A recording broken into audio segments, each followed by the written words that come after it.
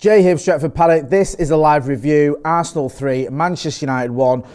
United losing yet again to a top 8 side away from Old Trafford. And in such frustrating circumstances, joining me is my good mate Scotty. Get involved in the comments and the chat and hit that like button. You might not like the result, but like the video. We're going to be going through all your comments in a minute. Scotty, we'll start with the sort of the game plan and how the game started. United were under the cosh, certainly possession-wise, and in the final third, Arsenal were all over us in terms of where the ball was. Didn't have many clear-cut chances in that first half. In that first half hour, I might be wrong. I don't remember Onana making a save. And it looked like when Marcus got that goal for those beautiful 35 seconds. About 35 seconds. Yeah, it was like Patrice Evra in the Allianz, wasn't it? the game plan had kind of worked. It was like we'd hit him on the break, we'd scored a goal with our only shot, and you think, okay, maybe this is going to work. But we didn't have long to celebrate, did we? No, not at all. It was almost the game plan that almost was, I suppose, in many ways. I think the Marcus Rashford goal and the Garnacho disallowed goal later on sort of typified what I expected of this performance.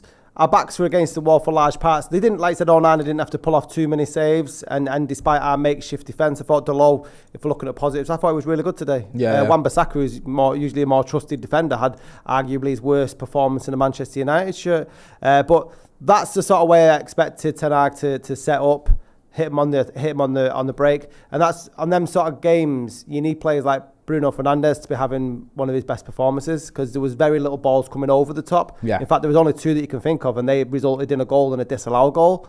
So it was always going to be difficult when we come to the Emirates. I thought Eriksen, I had a lot of concerns about him going into the game with his sort of aging legs. I thought he probably one of the best, maybe our best centre midfielder of the day. But we just got so much lacking depth, I think, in the team, and it was evident today. And then you look at the injuries that we've got at the back of that now. We're ending the game with Maguire and Johnny Evans as a centre-back pairing. It's going to be a long fucking season. How much do you look at that, Scott? And I agree with you, it is worrying, but how much, and people don't like using this word because it's probably the least popular word in football, especially when you lose. How much do you look at that as bad luck, though, to lose 2 left-backs, 3 centre-backs by the end of this game? So you've got, your bare bones, is that lack of investment? Is that just bad luck, though, to lose 5 defenders? What do you put it down to? Is it something going on? I don't know if it's anything going on. I mean, people might point fingers to stuff going on behind the scenes and stuff. You know, it's a physical sport. People are bound to get injured, and, you know, the people say get the rub of the green sometimes. We are in dire straits now with the defensive situation, but this is when you need a manager. If you haven't got players that can play a certain way of football, then you have to play to your strengths. You know, it is a lot of bad luck, but unfortunately, Ten Hag has to burden that's why you take that job. I feel like today, even though it's probably the most frustrating loss we've had away from home during the Ten Hag era, I do feel a little bit, and this is going to again be really unpopular, that was on another day we would have got some out of that game. I don't feel like it was one of those games. You know, we've had games in last season where you go, like at the Emirates last season, you go, we ran out of steam 15 minutes. We could see what was happening. City didn't turn up, Liverpool didn't turn up, Brentford didn't turn up, Brighton, last minute penalty, whatever it was, a bit unfortunate. It was a little bit like one of them because the Garnacho goal it's such paper thin margins, such margins there. I've seen people kicking off about it. Then you lose. Not only do you lose, you know, we've already gone into this game missing Varane. We then lose Martinez. We then lose Lindelof during the game, which is just a catastrophe, really. That's going to affect you. So there's a little bit of misfortune there. I understand what you're saying, though. And I think the sort of the most frustrating thing about that was we dealt with corners all day long. They had 15 corners today, Arsenal. And they scored off, I think that was the 15th corner they scored from, because we dealt with all the other 14.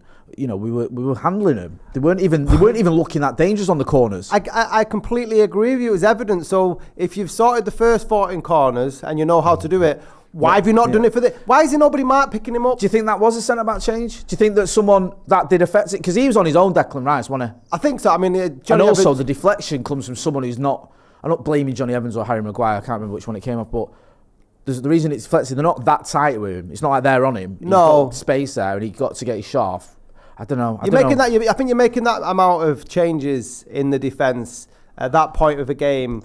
Players who haven't really played with each other or played a lot of football, you know, regardless, you're going to get certain mistakes, but just mark the man. Yeah. And even if there is something to do with the new defenders that have come on, Onana's not shy. Yeah. Casemiro, and I think today we lacked real leaders in the team. I hate that as well. I hate when we're looking at leadership because it should be a given if you're playing for Manchester United. With the experience we've got, Bruno, Casemiro, Lindelof, even likes of Rashford and players like that have been around a long time. Eriksen's been around a long time. I know he had a good game, but when you say about leadership, there's enough players there with enough experience to step up. I'll get through loads of people in the super chat and the comments, so I'm going to get through them. Abhinav Verma says that was not a corner. James Woods says they are so annoying to lose to. Never was that a game we should have lost. Second half we were better. Cannot stand Arsenal or their fans or Arteta. I agree with all that. Mitsoka Marius says I'm just done. Glazers not selling. Nothing will change. We keep getting these results. Erik ten Hag gets booted. The rebuild starts again. Circle of United. That's the worrying thing, innit? I'll get to your opinion on that in a minute. Tim Sim, between Maguire and Evans being slow defenders as usual at extra time and news of the Glazers no longer selling, this is no doubt one of the darkest days to be a Man United supporter. Certainly been one of the crappiest weekends we've had in a long time with the Glazer news. I mean, losing to Arsenal is one thing, but the Glazer news is horrible. James Wood says Glazers out always. Ivan Chung says this one hurt. Hoyland looked good, but at centre-back we are F***. Nick Collins says, what happened to marginal offsides being allowed? Also, if Evans doesn't get blocked, I don't think Rice's shot gets deflected the way it did. There was talk that Evans may have got blocked there. Nick Jones with the super chat, nothing on it, but thanks for your support. Mayor Amateur says, controversial opinion. Rashford loses the ball way too much, which pushes us back into the defensive mode. He scores, but his ball retention is horrid. Sam Z says, really fearful about Brighton. Can't see us winning. That's the next game in it, I think, after the international break. Tyler Hale says, Evans and Maguire aren't an ideal centre-back pairing in a testimonial. Having to rely on them at the Emirates is a nightmare. I mean, it's not great, is it? Akash Solomon says, unlucky result, but do you think the injuries to Lindelof and Leacher could be because they had to do so much defending in the second half, exacerbating their condition? I think Martinez picked some up, didn't he? It was after that when he went through. Was it Martinelli on the halfway line? That's when he got injured. He got injured, didn't he? So I think it was Nketiah, but I know I think you're right. But yeah, he picked up a knock. Erik ten Hag speaking to the press. I will get those quotes from him in a minute. Liam Cross has cheated out of a win. The lads played well. Ancash Mystery says, imagine putting Evans before Reguilon. Erik ten Hag is overhyped. I think it's different players, though, in different positions. Andre Lamidic says, all people in here blame the centre-backs on Onana, but never blame Rashford. And our wingers, sell them and buy wingers who know how to cross the ball. I don't think that's going to happen, to be honest with you, anytime soon. Ibrahim Ali Aribi says Evans was pulled by the neck and shirt by Jesus. Taylor, the referee, was looking and just didn't rule it out. He gave a penalty when he was very close and saw it clearly and gave 8 minutes of added time. Cam Taylor says should have signed Kim Min-jae instead of Mount. Onana time wasting says healthy 1, 2, 3. Yeah, there's loads to debate on that, isn't there? There's loads of you spoke about Erik ten Hag earlier. This record away from home is awful. Yeah, it really is. Now, how much of a worry is that for you? How much of a worry should that be for him? Because yes, he's just won a trophy and he's just got Champions League football. I'm not saying that Erik ten Hag's going to get sacked or anything like that, but as a United manager, you're always under pressure. Yeah. You are always under pressure. Yeah. Jose Mourinho signed a new deal, I think in January. He was gone by December. Ole Gunnar Solskjaer did something similar, signed a new deal. He was gone like 4 months later or whatever it was, 6 months later. You will get under pressure as a Manchester United manager. And if you keep losing away from home, and if your home form stops getting you out of jail, people are going to ask questions. So how much under pressure do you think this adds to him? Because it's something to look at. I'm not saying Erik ten Hag out. I'm not saying that before anyone gets carried away. But we've literally lost. We've literally taken 1 point from a possible 33 against the top 9 sides this season and last season. And you cannot ignore that as a United fan. Not at all. And whilst everyone can go in the comments and talk about whether Rashford or the centre-back pairing or the wingers are to blame for today's result and not having good performances, you've got that record, which is an absolute omni-shambles of having 1 point out of 33. That's right, isn't it? 1 point out of 33 over this season and last season when it comes to the top. That's not down to one player. That's the manager that's putting that team out there. Okay. If you don't think you've got the personnel to win the game, don't lose the game. Don't lose that many games. Do you know what I mean? Set up better than you have been. And I like Ten Hag, and again I echo your sentiment that this is by no means a Ten Hag out.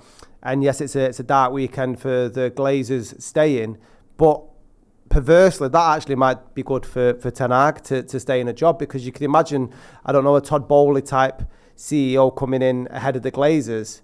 Ten Hag isn't their guy. Yeah, no, I've said that all along. He's walking in. The new person's walking in and seeing this form, but you can't beat our rivals. What you here for? Yeah. No, Manchester United agree. want to compete as we do. We want to be back up to the top. Carabao Cup was nice for a weekend, and it should have been the first rung on a ladder towards the top. And it seems like we're just nosediving off the back of it. Our form post Carabao hasn't been great. Erik ten Hag has gone on the offensive post match. He's not happy. He says Rasmus Højlund had a very good impact on the game. Okay, I agree with that. He also says it's not offside, wrong angle, penalty on Højlund, foul on Evans. That's what he's saying there. Peter Schmeichel's weighed in if anyone cares what he's got to say. I personally don't, but I'll read it out anyway. I've got no words. I'm shocked. It's a terrible way to lose a game. United defended so badly for the corner at the end. Declan Rice had so much time and the goalkeeper should save it. Good news for you, Peter, is City won, so you'll be buzzing about their result this weekend. Get involved in the comments and the chat as well. I think there's a few more people, loads more people in the chat. Ivan Chung says, going into the break, hope maybe some players will be back. Callum Imre says we left Matt Rice unmarked from every single corner. Martin P says this is on the owners and the board, not backing Eric. Jerome T Green says last season Zinchenko was as offside as Garnacho was on their winning goal. Where's the consistency, Jay? I mean, yeah. You can blame the owners, and I understand that, and the players that we're getting in. Fulham got a result last week against these. I know. Arsenal haven't been playing great football this season. So, people are in control of what they're doing on the pitch, and there was far too little leadership on there. Bruno Fernandes, and I'm not digging him out, was wearing the captain's armband. Didn't look like a captain to me today. Marcus Rashford, Mancunian through and through. What was that Arsenal out pulling out of tackles when it was 2-1 down and there's still like 6 minutes to go in injury time? No, I hear you. There's a lot of characters that are missing in that team, man. Really, I think there's a couple. Delon was the best player, and he's a right back playing left back. That shit shouldn't be happening. No, KC says, can we have a live agony uncles instead of what happened? So we'll be back tomorrow with Scotty and Motti, by the way. And if you are a fan of our content on Scotty and Motti, we appreciate your support. I'll put a little link in there in the chat now. There's a link to our Patreon now. There's some extra content that we do with Scotty and Motti on our patrons. That's in the chat. Kyle Begg says, Onana giving up over a goal, a half, starting in pre-season, on track to give up 76 in the Premier League alone. If he wanted a goalkeeper to play with his feet, he should have bought Mbappe and put him in yellow. Onana, are you blaming him for these goals? I'm going to set my stall out. Go on. No. None of them. I think the Declan Rice one. Odegaard, nowhere, not his fault. No. Jesus 1-on-1, no. I still feel, it is near post, but I do feel he's a little bit unlucky with the deflection. Yeah, he can see where the shot's going, and he gets a hand to it. Would indicate a deflection, sort of taking it away from him. And the sad thing is, even the save, and you pointed this out, because when I saw that save from Saka, I was like, amazing. And then when you watch it back, it's a bit of a miss from Saka, rather than a great save. So I don't think he's going to get too much credit for that. I thought in the first half he did really well in terms of playing the ball out, but my worry is it becomes a thing. Yes. Do you know, like you said about the Forest first goal, where he sort of fell over and didn't I think you look at that and you go, not great. There was the one in pre-season where he got lobbed and people were pointing a finger at him and others going, well, actually, Delon gives it away needlessly. I just worry it becomes a thing where people are looking at him going, he ain't good enough. Another one from him. Do you know what I mean? A narrative builds very quickly at Manchester United. How many goals have we conceded? We're -2 now, I think. We've conceded 5 in it. 7. 2 against Spurs, 2 against Forest, and 3 today. In 4 games. Yeah, which is awful. And we've now lost Varane for how long? Martinez, we don't know the situation. Shaw, we can't buy anyone. No. And, Onana, whether you think he's a bit of a, sketchy goalkeeper or not, he's not promising. And we've got Brighton next, who are an attacking team and stuff. So I'm just hoping that this is a sort of perfect storm for us. If you hear me out, like the opposite of a perfect storm. I want you to... Like the worst way, right? For starters, you lose both your left backs, which is just bad luck, really. Yep. So we've lost both left backs. You then lose your 3 first choice centre backs in Lindelof, Martinez, and Varane. Again, you almost can't legislate for that. Some of the players that you brought in who are going to feature, Højlund's not really been fit, so he's only had 25 minutes of his United career so far. Amrabat wasn't able to be registered today. Reguilon, he's just coming to cover at left back. So I think now, going into this international break, when we come back from the break, things should start getting better quickly. I'm thinking Højlund should be ready and available to start matches because I like the kid and I think he looks good. And I think Anthony Martial is deeply flawed. And we've already seen how Marcus Rashford is more effective on the left. So we need to see him on the left and a proper striker in the middle who we've got. Amrabat can do a job. He's fit. He's just not, obviously, didn't sign in time. I expect some of our centre-backs to return, sooner rather than later. I don't know how long it's going to take for more. We haven't got an update yet on Varane and Martinez and Lindelof, but hopefully we can get them back. So I feel like we can move forward. The sort of flying the ointment, as you said, we're going up against one of the best teams in the league in Brighton, who have just had that great result against Newcastle. But yeah, I think we just, hopefully, and it is more hope than expectation. I just look at it and you go, well, no, there's a little bit of expectation. You go, this is almost as bad as it can get injury-wise and stuff. Now we've got players. We know Amrabat and Højlund can start next game, unless they get injured in international break. We've just got to get them match fit. So that's a big plus for me. Where do you put the fault down to today's game? Do you think he's set up right? I think his game plan worked perversely. It did work. That's what I thought. Yeah, it did work. I just don't think we executed it enough. No. And I do feel like his subs, I've been very critical of Ten Hag with some of his subs in the past. I think substitutions, sometimes he does things I don't get it. It made sense today. And Garnacho and Højlund in particular did well. And the other subs were injury-based. So you can't say, why he didn't choose to take off Lisandro Martinez. I know what I'm going to do. Maguire's going to come on now. Johnny Evans, how old are you? 36 or whatever. Go on, son. I feel like his hand was forced with certain subs, and the subs he chose to make made sense. Yeah.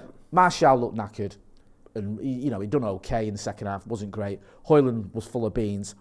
Garnacho, what he brings as a sub. It made sense. The unfortunate thing was the subs that were forced upon him.